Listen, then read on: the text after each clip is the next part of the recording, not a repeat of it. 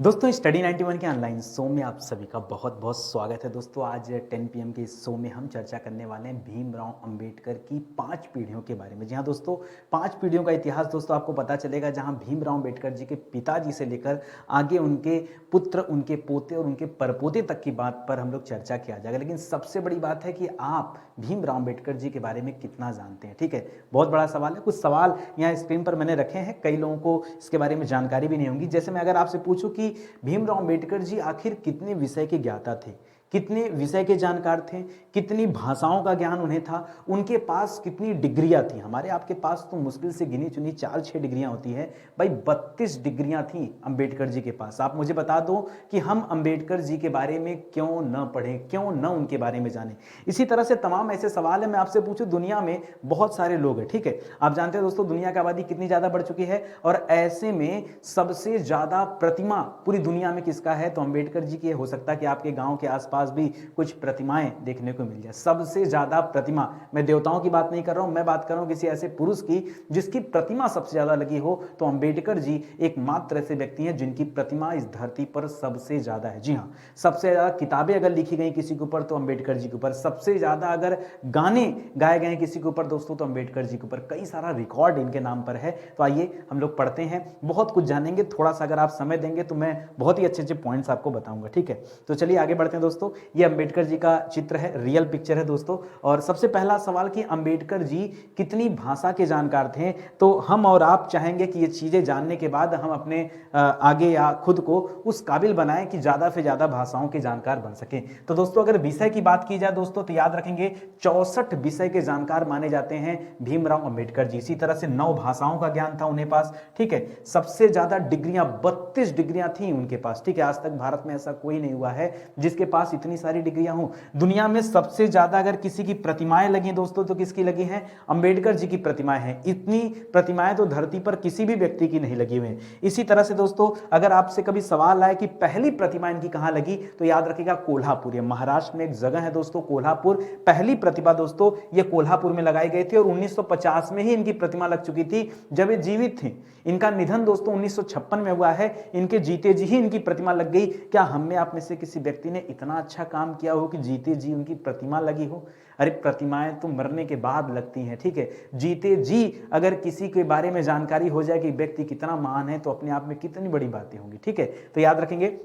इसी तरह से दोस्तों सबसे ज्यादा गाने, सबसे ज्यादा पुस्तकें भी भीमराव अंबेडकर जी पर लिखी गई हैं, और इन्हें 1990 में भारत रत्न भी दिया गया, जो कि हमारे देश का सर्वश्रेष्ठ सम्मान है। भारत रत्न से भी नवाजे गए। ठीक है, इसी तरह से कुछ अच्छी बातें बताता हूं। आपने कार्ल मार्क्स का नाम सुना होगा दोस्तों, याद रखेगा कार्ल मार्क्स की जो है प्रतिमा वहां के लंदन के एक म्यूजियम में लगी हुई दोस्तों, एक संग्रहालय में लगी हुई है, और यह एकमात्र भारतीय हैं जिनकी प्रतिमा कार्ल मार्क्स के साथ लगी हुई। ठीक है, यह भी अपने आप में बड़ी बात है। भाई आप सोचो ना कि कहां हमारे देश की बात हो रही है और कहां विदेशों की बात हो रही, वहां पर भी प्रतिमाएं लगी हैं। ये अपने आप में कितनी बड़ी बात है। अच्छा, आप इसी बात को सोच करके अचंभे में पड़ जाएंगे कि ये इतने महान शिक्षक थे दोस्तों, इतने महान व्यक्ति थे कि इनकी पुस्तक है दोस्तों वेटिंग फॉर ए वीजा। ठीक है, जिसे कोलंबिया विश्वविद्यालय में एक पाठ्य पुस्तक के रूप में शामिल किया गया है। ठीक है, कितनी बड़ी बात है। यहां तो अपने देश में किताबें लिखकर बेच नहीं पा रहे, और इनकी किताबें कोलंबिया विश्वविद्यालय के पाठ्यक्रम के रूप में शामिल हैं। आप सोचो, ऐसे महान व्यक्ति के बारे में क्यों ना जाना जाए।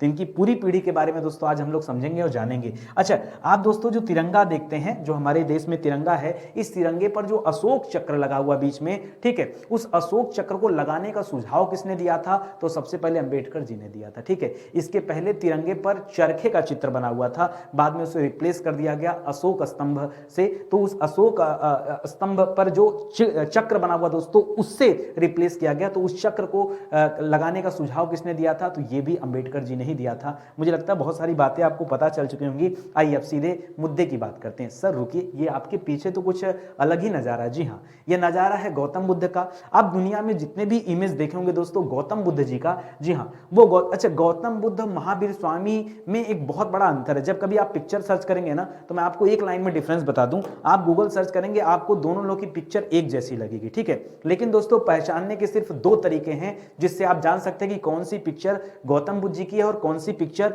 महावीर स्वामी जी की है। याद रखिए, अगर व्यक्ति ने कपड़ा पहना हुआ है, ठीक है, ये कपड़े धारण किए हुए ना, तो याद रखेगा गौतम बुद्ध जी हैं। अगर नग्न अवस्था में हैं तो महावीर स्वामी जी हैं। क्यों? क्योंकि दोस्तों जैन धर्मावलंबी जो होते थे ये दिशाओं को अपना वस्त्र मानते थे, इसीलिए तो उन्हें दिगंबर कहते थे। दिक् धन अंबर, दिक मतलब होता है दिशा, अंबर मतलब होता है वस्त्र।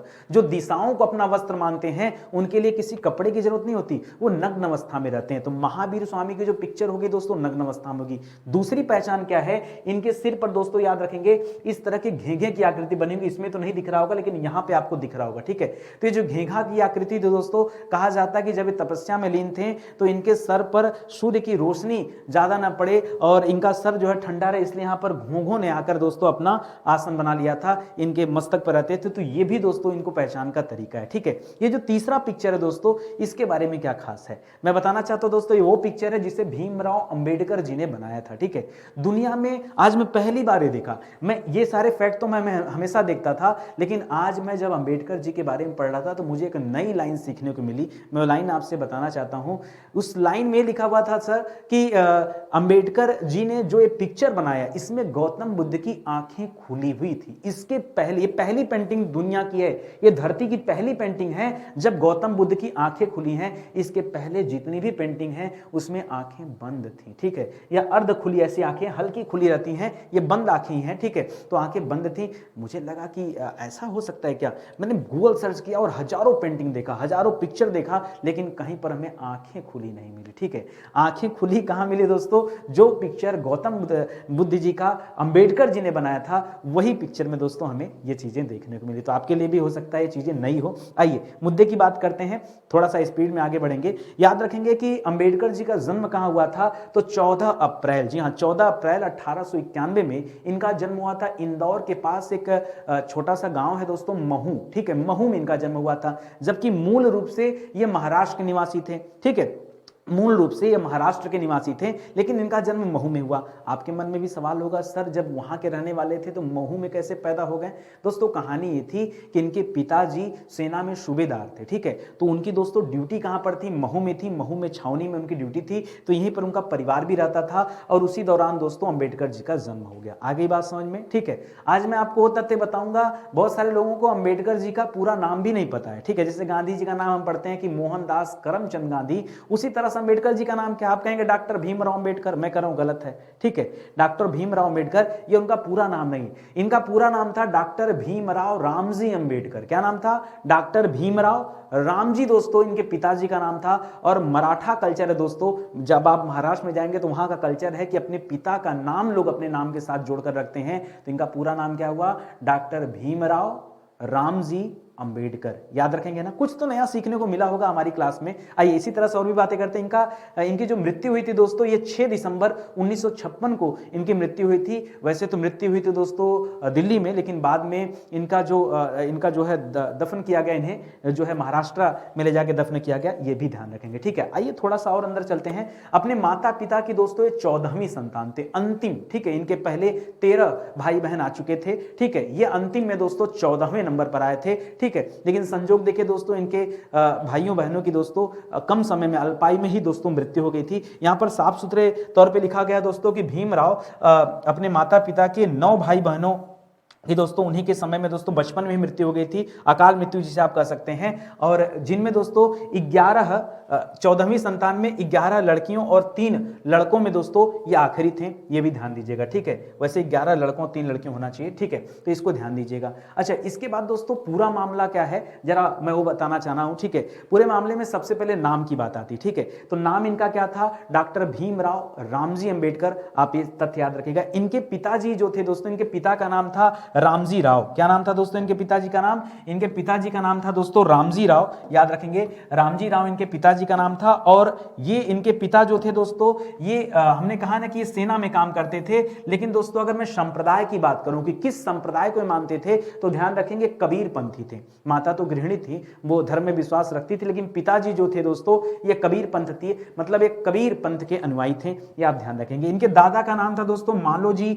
सकपाल। क्या नाम था, भीमराव अंबेडकर जी के दादाजी का नाम क्या था? मालोजी सकपाल नाम था, ये ध्यान रखेंगे। इनका जो पैतृक गांव था दोस्तों, ये महाराष्ट्र के अंतर्गत दोस्तों रत्नागिरी पड़ता है। रत्नागिरी जिला है, याद रखेंगे। रत्नागिरी क्या है दोस्तों? यह महाराष्ट्र के अंतर्गत दोस्तों एक जिला का नाम है, और इस जिले में दोस्तों मंडलगढ़ नाम की एक तहसील पड़ती है, और उस तहसील के आंबडवे गांव में दोस्तों इनका जन्म हुआ था। लेकिन आप पढ़ेंगे इनके नाम में अंबेडकर लिखा हुआ है, ठीक है, जबकि आंबडवे गांव में इनका जन्म हुआ था। मैं आपको कुछ चीजें और बताना चाहूंगा दोस्तों। इस गांव का कल्चर था, इस पर्टिकुलर उस स्थान का कल्चर था, या आप कह सकते हैं कि कोंकण जो क्षेत्र है, ठीक है, जो कोंकण क्षेत्र है, वह क्षेत्र जो महाराष्ट्र गोवा बॉर्डर के आसपास का जो क्षेत्र है, उस स्थान का एक कल्चर है कि अपने गांव का नाम दोस्तों लोग अपने नाम के साथ जोड़कर रखते हैं। अपने पिता का नाम तो सुना होगा, लेकिन गांव के नाम को जोड़कर रखना ये एक नया कल्चर है दोस्तों। आप नया नहीं है तो पुराना, बट हमारे आपके लिए दोस्तों नया, क्योंकि हम आप इसके बारे में जानते नहीं थे, ठीक है। तो दोस्तों आंबडवे, वैसे तो इनका नाम होना चाहिए था आंबडवे दोस्तों, शुरुआती दौर में इनका नाम आंबडवे ही था, भीमराव आंबडवे, ठीक है। लेकिन एक प्रिय शिक्षक थे इनके, ठीक है, गुरु थे, उन्होंने अपना टाइटल इन्हें दे दिया, उनके नाम में दोस्तों अंबेडकर था, उन्होंने अपना टाइटल दे दिया अंबेडकर, तब जाकर दोस्तों ये अंबेडकर उपाधि धारण कर लिया इन्होंने, ठीक है। बचपन में दोस्तों इनका नाम था भीमराव एकपाल, या इन्हें कभी कभी दोस्तों भीमा नाम से भी पुकारा जाता था, ये भी ध्यान देंगे, ठीक है। तो कुछ चीजें हैं बेसिक, वो जरा ध्यान दीजिए। चलिए थोड़ी सी पढ़ाई लिखाई की बात करेंगे, फिर आगे हम इनकी पीढ़ियों के बारे में भी चर्चा करेंगे। अब जब यहां तक आई गए हैं तो कुछ जानकारी और भी रख लेते हैं। भीमराव अंबेडकर के पूर्व दोस्तों क्योंकि आपने पढ़ा दोस्तों, भीमराव अंबेडकर अपने माता पिता की 14वीं संतान थे। किस नंबर की संतान थे? आखिरी में थे 14वीं संतान। तो 13 बच्चों में से दोस्तों केवल 4 बच्चे ही जीवित बचे थे, बाकी सबका दोस्तों देहांत हो गया था। वो 4 बच्चे कौन कौन थे दोस्तों? तो एक बलराम जिंदा थे, एक आनंद राव जिंदा थे, एक मंजुला जो पुत्री थी, मतलब बहन थी इनकी, एक तुलासा बहन थी। तो 2 बहन और 2 भाई, ये 4 ही लोग जिंदा थे, और अंबेडकर जी को लेकर के 5 लोग, ठीक है। तो कुल 14 संतानों में से 9 संतानों का देहांत हो गया था, केवल 5 ही लोग दोस्तों जिंदा बचे थे, ये आप याद रखेंगे, ठीक है। करा 20 नवंबर 1896 में मात्र 5 वर्ष की अल्पायु में जब ये थे दोस्तों, तभी इनकी माताजी का देहांत हो गया। अब आप तो जानते हैं कि 5 वर्ष के बच्चे की अगर माताजी का देहांत हो जाए तो कैसे उसका लालन पालन होगा, किंतु इनका लालन पालन इनकी बुआ ने किया। इनकी बुआ का नाम था मीरा, ठीक है, ये भी नया फैक्ट आपके लिए, ठीक है। तो इनके बुआ का नाम था दोस्तों मीरा ने इनके चारों भाई बहनों, इनके साथ मतलब कुल 5 लोगों का दोस्तों उन्होंने देखभाल किया। बचपन से दोस्तों भीमराव अंबेडकर बहुत ही कुशाग्र बुद्धि के थे, ठीक है। कोंकण प्रांत के लोग अपना उपनाम गांव के नाम के साथ जोड़कर रखते हैं, अतः अंबेडकर को अंबाडवे गांव से बिलोंग करते थे, इसलिए उन्होंने अपने नाम में आंबडवेकर उपनाम रखा, जो कि जब ये स्कूल में गए तो सबसे पहले यही उपनाम उनके साथ जुड़ा हुआ था, ठीक है। लेकिन दोस्तों एक ब्राह्मण शिक्षक, ध्यान दीजिएगा, एक ब्राह्मण शिक्षक, कहा जाता है कि इनका संबंध दोस्तों ब्राह्मणों से रहा। तो कैसे कैसे कनेक्शन रहा? 2 जगह से कनेक्शन रहा। एक तो अंबेडकर जो नाम देने वाला व्यक्ति था वो ब्राह्मण था, दूसरा दोस्तों इनका जो दूसरा विवाह हुआ है वो एक ब्राह्मण महिला से हुआ है, ठीक है। तो इस वजह से दोस्तों ब्राह्मणों से पुराना नाता भी बताया जाता है, यही कारण है, ठीक है। अगर हम इनकी प्राथमिक शिक्षा की बात करें दोस्तों, तो उस दौरान पहले इनके एडमिशन की बात करते हैं। तो एक ब्राह्मण शिक्षक थे जिनका नाम था कृष्णा केशव आंबेडकर। कृष्णा केशव आंबेडकर वही व्यक्ति थे जिन्होंने इनके नाम से आंबडवेकर शब्द हटाकर क्या रख दिया? अपना जो है नाम का जो टाइटल था वो दोस्तों जोड़ दिया, और तब से लेकर दोस्तों ये उसी उपनाम से प्रसिद्ध हो गए, ठीक है।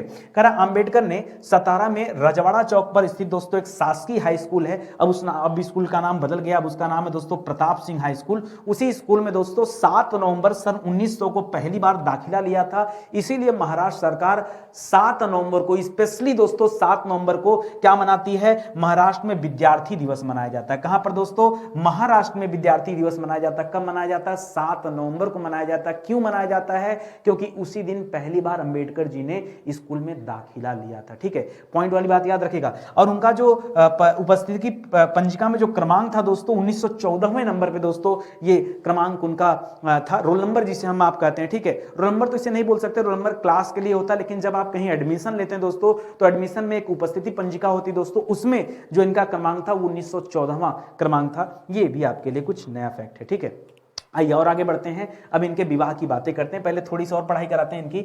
वर्ष 1908 में भीमराव अंबेडकर जब मात्र 17 वर्ष के थे, कई जगह पे दोस्तों सोर्सेज में 15 वर्ष बताया गया, तब दोस्तों उनका विवाह हो गया। उस समय बाल विवाह बड़ा प्रचलन में रहता था, तो इनका भी दोस्तों जो विवाह हुआ था वो जो है बाल विवाह हुआ था, और इनका जो विवाह हुआ था वो रमाबाई से हुआ था। ठीक है, किससे हुआ था दोस्तों? पहला विवाह रमाबाई से हुआ था, दूसरा विवाह दोस्तों वो सविता जी से हुआ है, तो वो अलग देखेंगे। ठीक है, तो रमाबाई की उम्र दोस्तों कई जगह पे 14 वर्ष बताई गई और कई जगह पे 9 वर्ष बताई गई। ठीक है, कहा जाता है कि शादी के बाद डॉक्टर भीमराव अंबेडकर ने विदेश जाकर उच्च शिक्षा ग्रहण की और पुनः भारत लौटकर अपने देश की सेवा इन्होंने किया। ठीक है, तो दोस्तों रमाबाई के साथ इनका बहुत अच्छा जीवन चला है। एक मैं पुरानी पिक्चर मैंने ढूंढा है यहाँ पर। ठीक है, यहाँ पर भीमराव अंबेडकर जी हैं, ये इनकी पत्नी दोस्तों रमाबाई हैं। इनके जो बड़े बेटे हैं दोस्तों यशवंत, जी हाँ, याद रखेंगे अंबेडकर जी के कई सारे पुत्र हुए, लेकिन उनमें से एक ही जीवित बचे। उनका नाम क्या था दोस्तों? यशवंत अंबेडकर। क्या नाम है दोस्तों? यशवंत अंबेडकर, जो भीमराव अंबेडकर के पुत्र थे। और आगे जब आप पढ़ेंगे दोस्तों तो इन्हीं की पीढ़ी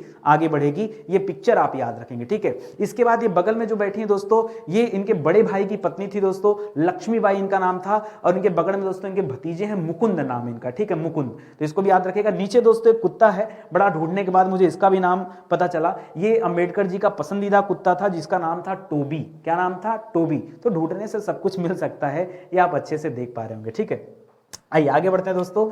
अब इनके माध्यमिक शिक्षा की बात करते हैं। प्राथमिक शिक्षा तो हो गई, माध्यमिक शिक्षा और उच्च शिक्षा इन्होंने कैसे ग्रहण किया जरा वो सुन लीजिए। 1907 में इन्होंने मैट्रिक परीक्षा पास किया और एल्फिस्टन रोड पर स्थित एक शासकीय हाई स्कूल थी, वहां से दोस्तों इन्होंने परीक्षा उत्तीर्ण किया। और उसके बाद दोस्तों अच्छा, ये परीक्षा पास करने वाले ये अपने समुदाय के पहले व्यक्ति थे। अच्छा, किस समुदाय से ये बिलोंग करते थे? तो आप सभी जानते हैं दोस्तों, महार जाति से दोस्तों ये बिलोंग करते थे, ध्यान रखेंगे। 1912 तक उन्होंने बॉम्बे विश्वविद्यालय से अर्थशास्त्र और राजनीति विज्ञान में दोस्तों स्नातक किया, बीए किया। ठीक है, और ये 64 विषयों के मास्टर थे, जैसा कि मैंने आपको बताया है। 9 भाषाओं के ज्ञानी थे, कुल 32 डिग्रियां इनके पास आई। बाद में दोस्तों ये विदेश गए और जाके कई स्कूलों से इन्होंने दोस्तों स्नातक परास्नातक की डिग्रियां हासिल की। ठीक है, डिग्रियों की तो कोई सवाल ही नहीं, 32 डिग्रियां अपने आप में मायने रखती हैं। ठीक है, वो अंबेडकर जी के पास थी। रमाबाई के बलिदान और परिवार के प्रति समर्पण का आभार अंबेडकर जी ने अपनी किताब में लिखा दोस्तों। उस किताब का नाम है thoughts on Pakistan. Thoughts on Pakistan में कहा कि रमाबाई ने उन्हें बहुत सपोर्ट किया, उनके परिवार को आगे बढ़ाने में, उनकी शिक्षा दीक्षा में को आगे बढ़ाने में। क्योंकि जब एक व्यक्ति अपने घर को छोड़कर बाहर निकलता दोस्तों, तो एक परिवार की जिम्मेदारी किसी व्यक्ति के ऊपर छोड़ना पड़ता है। ऐसे में रमाबाई ने उनका बहुत सहयोग किया। इस बारे में अंबेडकर जी ने खुद अपनी किताब में यह वर्णन किया, जिस किताब का नाम है थॉट्स ऑन पाकिस्तान। ठीक है, थॉट्स ऑन पाकिस्तान। जी हां दोस्तों, 1941 में प्रकाशित एक किताब उन्होंने अपनी पहली पत्नी रमाबाई को समर्पित की थी। लेकिन याद रखेंगे, इस किताब के पहले ही रमाबाई का देहांत हो गया था। रमाबाई का देहांत 1935 में हो गया था। 1935 में जब रमाबाई का देहांत हो जाता है, उसके बाद अंबेडकर जी धीरे धीरे टूट जाते हैं। जी हाँ, टूट जाते हैं, जाहिर सी बात है, पत्नी के देहांत होने के बाद अब कौन ख्याल रखेगा। तो इस प्रकार दोस्तों उनका धीरे धीरे सेहत डाउन हो जाता है। उन्हें एक कई जगह पे लिखा कि उनका जो बीमारी हुआ था, उन्हें दोस्तों हार्ट अटैक से मृत्यु हुई थी। और कई जगह पे अलग अलग चीजें भी थी, मैं उसके बारे में चर्चा नहीं करना चाहूंगा। एक बार ढूंढता हूं, जब मुझे कोई परफेक्ट सोल्यूशन मिल जाएगा तभी हम बातचीत करेंगे। हाँ, इन्हें एक रोग था दोस्तों, वो रोग था शुगर। ठीक है, मधुमेह का रोग था, जिसके कारण दोस्तों इनके सेहत पर बहुत ज्यादा नुकसान पहुंचा था।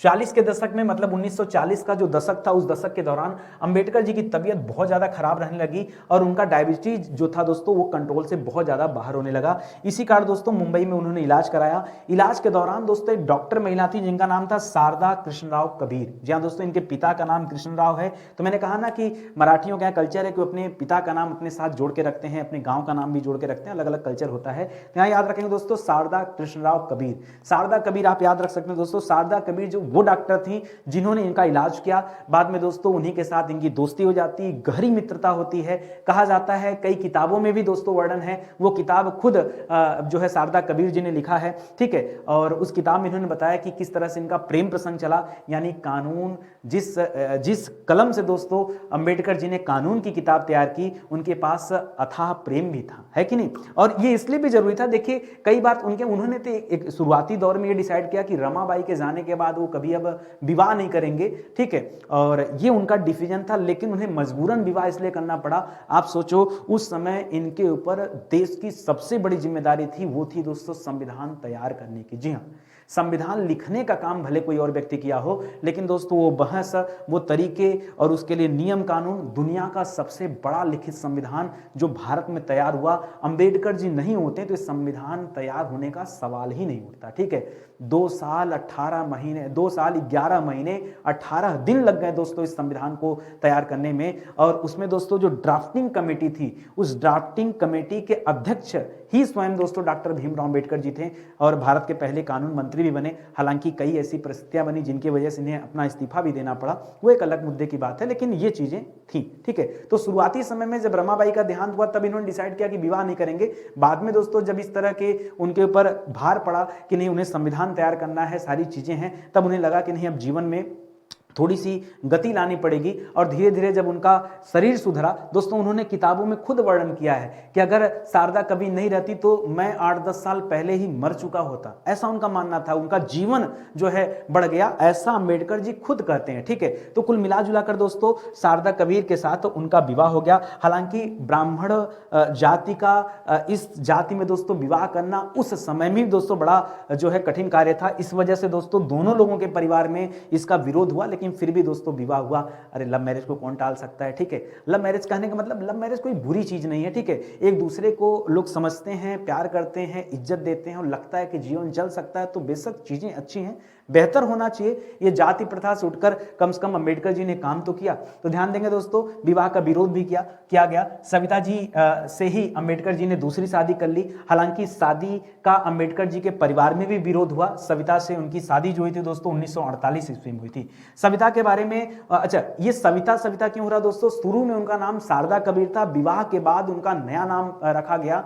उनका नाम पड़ा दोस्तों सविता अंबेडकर। क्या रखा गया? सविता अंबेडकर। ठीक है, इन्हें लोग माई बाई के नाम से जानते थे, ध्यान रखें। अंबेडकर ने किताब की भूमिका के बाद उसमें लिखा है दोस्तों कि इनका जो जीवन था वो 8 से 10 साल बढ़ गया क्योंकि इनके सहयोग से ही वो काम हुआ। ये किताब दोस्तों सविता अंबेडकर जी के जिसका नाम है Baba Saheb my life with my doctor Ambedkar, उस किताब में भी दोस्तों इन सारी चीजों का जिक्र किया गया है। चलिए आगे बढ़ते हैं, कुछ और भी चीजें पढ़ते हैं। अब आते हैं दोस्तों इनके पीढ़ियों के ऊपर कि आगे अंबेडकर जी की पीढ़ी कहां तक जाती है उसके बारे में पढ़ते हैं। तो सबसे पहले दोस्तों हम लोगों ने बात किया दोस्तों रामजी राव के बारे में। ठीक है, जो कि सेना में काम करते थे, उन्हीं के पुत्र थे भीमराव अंबेडकर जी। और भीमराव अंबेडकर जी के एकमात्र पुत्र थे दोस्तों जिनका नाम है यशवंत अंबेडकर। ये जो पिक्चर आप देख रहे हैं दोस्तों यशवंत अंबेडकर जी की पिक्चर है। ये यशवंत अंबेडकर है, 5 भाई बहनों में ये अकेले जिंदा रह पाए। ठीक है, यशवंत को कुल 4 भाई बहन हुए, लेकिन सभी का बचपन में ही दोस्तों निधन हो गया। उनके भाई का नाम क्या था? तो रमेश नाम था, गंगाधर नाम था,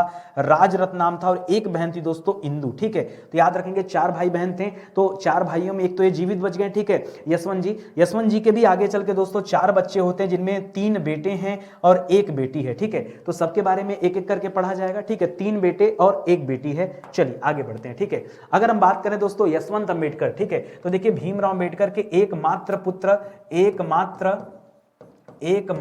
पुत्र कौन है दोस्तों? यशवंत अंबेडकर जी हैं। और यशवंत अंबेडकर जी के कितने पुत्र हैं? तो 3 बेटे थे और 1 बेटी थी। पहले बेटे थे दोस्तों प्रकाश जी। ठीक है, प्रकाश अंबेडकर। ठीक है, अभी इनके बारे में भी डिटेल में पढ़ेंगे। दूसरे बेटे थे, इनका नाम भी दोस्तों भीमराव ही था। ठीक है, अब ध्यान दीजिए दोस्तों 2 भीमराव हो गए। एक भीमराव अंबेडकर यहां पर है, ठीक है, जो कि इनके पिताजी का नाम था, और एक बेटे का भी नाम इन्होंने दोस्तों भीमराव रख दिया था, तो भीमराव अंबेडकर। इस वजह से बड़ा कंफ्यूजन होता है और इनके बारे में दोस्तों चीजें कम जानकारी मिलती है। ठीक है, लेकिन ये है, ठीक है, इसको भी याद रखेगा। इन्होंने दोस्तों एक समता सैनिक दल की स्थापना किया था। ठीक है, समता सैनिक दल, इसी के लिए इन्हें जाना जाता है, समता सैनिक दल की इन्होंने स्थापना किया था, जिसके लिए इन्हें जाना जाता है। बाकी ये सोशल एक्टिविटीज थे। ठीक है, सामाजिक कार्यकर्ता थे, बुद्धिस्ट भी थे, ये सारी चीजें आप याद रखें। ठीक है, इनकी जो एक पुत्री है दोस्तों, एकमात्र पुत्री। अब जैसे ही आपने पुत्री कहा दोस्तों तो याद रखेगा एकमात्र पोती हो जाएंगी ना, एकमात्र पोती। जी हाँ दोस्तों, किसकी? अंबेडकर जी की एक ही पोती थी। ठीक है, किसकी दोस्तों? अंबेडकर जी की एक ही पोती थी। उनका नाम क्या था? याद रखेंगे रमा अंबेडकर। तो अंबेडकर जी की एक पत्नी का नाम दोस्तों आपने रमाबाई पढ़ा, दूसरा दोस्तों पोती का नाम भी दोस्तों रमा अंबेडकर है, याद रखेगा। आगे चल के इनका विवाह आनंद जी से होता है, जो कि एक प्रोफेसर है। ठीक है, गोवा इंस्टीट्यूट में। और इसी तरह से दोस्तों एक नाम है आनंद राज। जी हाँ, आनंद राज। ठीक है, आनंद राज अंबेडकर, ठीक है। ये भी दोस्तों यशवंत जी के पुत्र हैं। तो आइए सबके बारे में दो दो लाइन जानते हैं, थोड़ी थोड़ी बातें करते हैं ताकि और भी चीजें आपको पता चले। तो ये पीढ़ियां हैं, ठीक है। सबका विवाह दोस्तों अलग अलग हुआ है। जैसे अगर मैं प्रकाश अंबेडकर जी की बात करूं तो प्रकाश अंबेडकर जी का विवाह दोस्तों अंजलि जी से हुआ है। उसी तरह से रमा जो एकमात्र पौत्री थी दोस्तों, उनका विवाह दोस्तों आनंद जी से हुआ है। आनंद तेल तुबंडे नाम है, याद रखेंगे। इसी तरह से भीमराव जो दूसरे पुत्र थे, उनका विवाह दर्शना से हुआ है। और आनंद राज का विवाह दोस्तों मनीषा जी से हुआ है, ठीक है। तो अब इनसे दोस्तों अलग अलग पीढ़ियां बढ़ी हैं, उनके बारे में भी देखते हैं। तो जो पहले पोते थे दोस्तों अंबेडकर जी के पहले पोते, देखिए पुत्र की बात करेंगे तो यशवंत जी इनके पुत्र थे, और यशवंत जी के जो पुत्र होते हैं वही तो अंबेडकर जी के पोते होंगे, ठीक है। तो पहले पोते थे दोस्तों प्रकाश अंबेडकर। उनके राजनीतिक कैरियर की भी हम लगे हाथ बात कर ही लेते हैं। ये प्रकाश अंबेडकर के बहुत चर्चित पुत्र हैं। इनका नाम है सुजाता। क्या नाम है दोस्तों? सुजाता, ठीक है। ये एक दोस्तों अभी एक बैंड भी चलाते हैं, प्लस दोस्तों सोशल एक्टिविटीज भी हैं, सामाजिक कार्यकर्ता भी हैं, और एक बैंड में दोस्तों इनकी रुचि है, तो उसके लिए भी इन्हें जाना जाता है। 1994 में दोस्तों प्रकाश अंबेडकर जी ने भारिप बहुजन महासंघ पार्टी की स्थापना किया था। आगे चल के 90 से 96 के दौरान दोस्तों राज्यसभा के मेंबर भी रहे। आगे चल के दोस्तों सांसद का चुनाव भी लड़े। 98-99 में दोस्तों अकोला से दोस्तों निर्वाचन क्षेत्र में उन्होंने विजय हासिल किया और सांसद चुनकर गए। 2018 में प्रकाश अंबेडकर ने एक नई पार्टी बनाई जिसका नाम है वंचित बहुजन अगाड़ी। क्या नाम है? वंचित बहुजन अगाड़ी, याद रखेंगे। प्रकाश अंबेडकर के बेटे का नाम क्या दोस्तों? सुजात अंबेडकर है, याद रखेंगे, सुजात, ठीक है। सुजात अंबेडकर है, इन्हीं के बेटे का नाम। यहाँ जो पिक्चर आप देख रहे हैं दोस्तों, ये सुजात अंबेडकर जी का है। तो ये तो दोस्तों अंबेडकर जी के पहले पोते थे। अंबेडकर जी के दूसरे पोते दोस्तों आनंद राज अंबेडकर। क्या नाम है? आनंद राज अंबेडकर। ये जो पिक्चर आप देख रहे हैं दोस्तों, ये आनंद राज अंबेडकर जी का है, ठीक है। ये अंबेडकर जी के दूसरे पोते हैं। इन्होंने पढ़ाई तो इंजीनियरिंग की थी, लेकिन बाद में दोस्तों ये भी राजनीति में सक्रिय हो गए और इन्होंने रिपब्लिकन सेना की भी स्थापना की थी। इनके दो बेटे हैं दोस्तों, एक का नाम है साहिल, दूसरे का नाम है अमन, ठीक है। साहिल और अमन, याद रखेंगे, आनंद राज जी के बेटे हैं। यानी एक तरह से देखेंगे तो ये दोनों क्या हो गए दोस्तों? ये पर पोते हो गए। किसके? अंबेडकर जी के क्या हैं? दोनों लोग पर पोते हैं, ये आप ध्यान रखेंगे, ठीक है। इसी तरह से आगे बढ़िए तो जो तीसरे पोते, इनके बारे में हालांकि मैंने बहुत सर्च किया लेकिन जानकारी उपलब्ध नहीं है। आई थिंक जानकारी इसलिए नहीं मिली क्योंकि दोनों लोग का नाम दोस्तों भीमराव है, ठीक है। तो भीमराव अंबेडकर के पोते का नाम भी दोस्तों भीमराव अंबेडकर है, ठीक है। तो इस वजह से थोड़ा सा अलग हो सकता है। इनकी एक पुत्री है दोस्तों जिनका नाम है रितिका। क्या नाम है? रितिका। ये उन्हीं का इमेज है। इसी तरह से जो एक अलग है इनकी पोती, यानी भीमराव अंबेडकर जी की एकमात्र पोती जो है, ठीक है, उनके बारे में चर्चा करते हैं, ठीक है। उनका नाम है दोस्तों रमा, याद रखेगा, रमा। अपनी दादी के नाम से ही दोस्तों इनका नाम रखा गया है और एकमात्र पोती हैं। इनका जो विवाह हुआ दोस्तों ये आनंद तेल तुबंडे से हुआ है और वो सबसे पहले इंजीनियरिंग करने के बाद दोस्तों आईएम से उन्होंने एमबीए किया और उसके बाद पेट्रोलियम में एक बड़े पद पर थे। बाद में दोस्तों गोवा इंस्टीट्यूट ऑफ मैनेजमेंट में अभी वो प्रोफेसर के पद पर हैं, वहीं काम कर रहे हैं। इनकी भी दोस्तों दो पुत्रियां हैं, एक डॉक्टर प्राची और एक रश्मि, ठीक है। तो यानी आप कह सकते हैं दोस्तों ये नाना हो गए ना, इनके क्या हो गए? नाना हो गए ना अंबेडकर जी, ठीक है। नाना क्या, नाना के ऊपर भी नाना हो जाएंगे, पर नाना आप बोल सकते हैं, ठीक है। यहां आप पर नाना बोल सकते हैं, पर नाना, ठीक है। नाना से ऊपर है पर नाना, क्योंकि नाना जी की बात करेंगे तो इनके नाना यशवंत जी हो जाएंगे और यशवंत जी के पिताजी का नाम अंबेडकर है। तो डॉक्टर प्राची और रश्मि का नाम आप याद रखेंगे। ये दोनों लोग दोस्तों ये रमाबाई की पुत्रियां हैं। तो इस तरह से दोस्तों आपने आज अंबेडकर जी के बारे में बहुत कुछ जाना होगा, सीखा होगा। और आप अगर और जानने के इच्छुक है तो आप हमें बताइए, हम आपको और भी बहुत सारी बातें बताएंगे, ठीक है। ये जो हमारी क्लास चले दोस्तों, एक वीडियोज में सीरीज स्टार्ट किया हूँ रात के 10 बजे डेली। तो आपके पास अगर समय हो तो थोड़ा समय निकालिए और 10 बजे इसी तरह से एंटीक वीडियो मैं हमेशा देता रहता हूं। तो अगर आप देखेंगे तो आपको बहुत अच्छा लगेगा, ठीक है। मिलते हैं दोस्तों अगले लेक्चर में, तब तक के लिए बहुत बहुत धन्यवाद आप सभी का। जय हिंद, जय Bharat, thank you so much.